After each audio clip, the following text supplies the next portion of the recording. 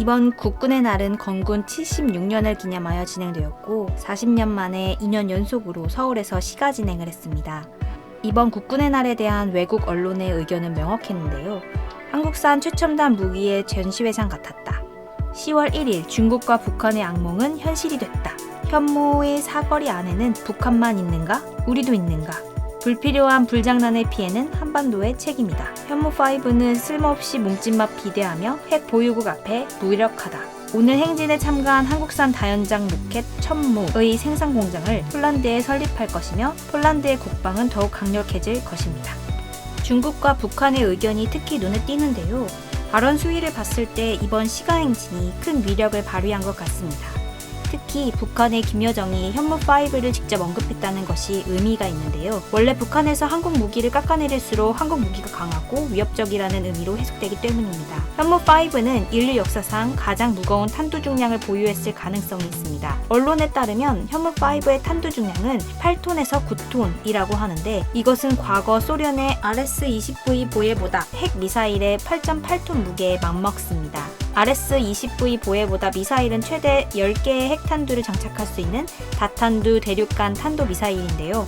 바꿔 말하자면 우리도 이미 이러한 기술을 보유한 것이 아닌가 추측해 볼 수 있는 대목입니다. 다만 현무5의 탄두는 RS-20V와 같은 핵무기가 아니라 고폭탄입니다. 보통 무기의 폭발력을 나타낼 때 TNT라는 폭발물을 기준으로 계산하는데요. 여러 종류의 폭발물이 같은 폭발 크기를 내려면 TNT가 얼마나 필요한지 환산하는 방식으로 계산이 이루어집니다. 군 당국은 현무의 탄두가 8톤일 때 TNT 11톤 이상이라고 밝혔으며 만약 탄두의 무게를 9톤까지 늘린다면 13톤으로 추정되고 여기서 폭발물의 효율을 더 늘린다면 14톤까지 목표로 할 수 있다고 밝힌 상황입니다. 이것이 단순히 숫자로 본다면 이해하기 어려우실 수 있으니 비슷한 크기의 폭발물이나 게임 같은 매체에서 폭발을 보여드리겠습니다. 이것은 미군의 GBU-43B 공죽 폭발 대형 폭탄입니다. 유명한 발명으로는 Mother of all bomb, 모든 폭탄의 어머니라고 불립니다.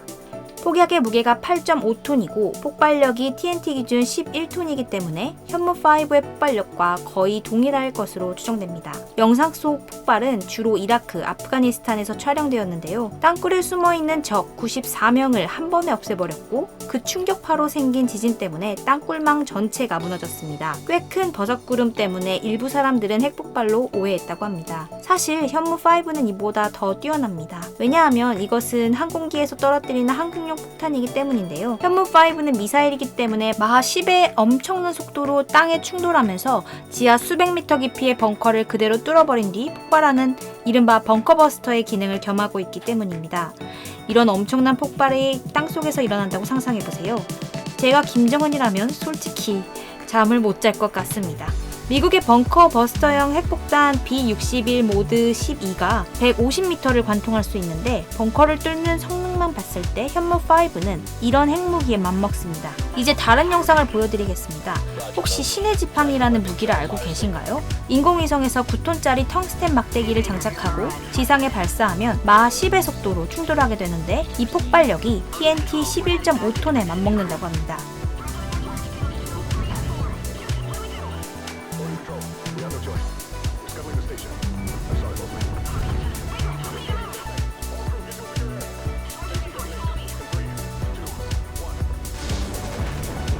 비디오 게임에서 현실적으로 묘사된 폭발인데요. 인공지진이 일어나면서 문자 그대로 땅이 뒤집힙니다.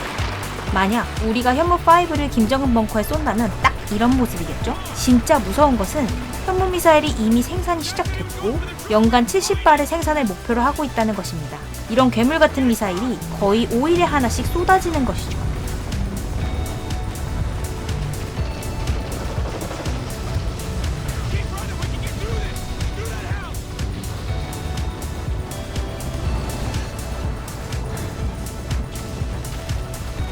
지난 9월 북한은 4.5톤짜리 고중량 탄두를 달았다며 그들의 신형 미사일 화성포 11 다 4.5를 자랑했지만 현무5의 8톤짜리 탄두 앞에서 한없이 무력해졌습니다.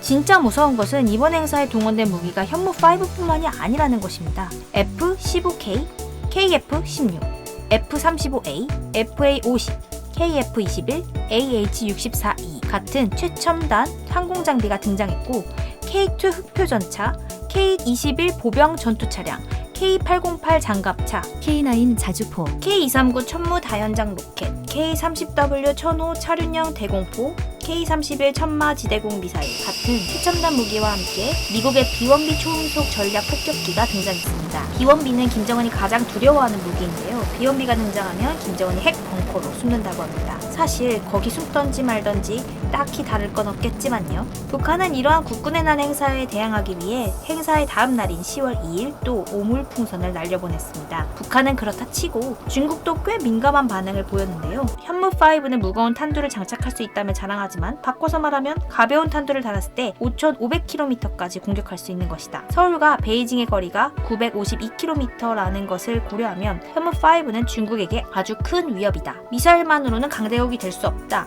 한국은 여전히 작은 나라. 예전에는 한국의 기술을 다소 깎아내리는 어조였지만 요즘 중국 쪽의 발언은 한국의 기술을 매우 경계하는 것이 엿보입니다. 일본도 마찬가지로 현무의 사거리에 대해 크게 경계하고 있는데요. 서울과 도쿄의 거리가 1149km이기 때문에 충분히 현무의 사거리에 들어가기 때문인 것 같습니다. 미국 쪽에서는 매우 긍정적인 발언이 나왔는데요. 현무4, 5의 기술은 단순한 벙커버스터라고 할 수 없다. 지하시설과 적의 지휘, 통제부를 무력화시키는 지상 최대의 무기다. 극도로 강력한 무기를 개발한 한국군과 그런 한국군을 경계하는 중국, 북한, 일본. 대통령의 발언을 마지막으로 오늘 영상을 마치려고 합니다. 만약 북한이 핵무기 사용을 기도한다면 우리 군과 한미동맹이 결연하고 압도적인 대응에 직면하게 될 것입니다. 그날이 바로 북한 정권 종말의 날이 될 것입니다. 영상이 마음에 드셨다면 구독과 좋아요를 눌러주세요.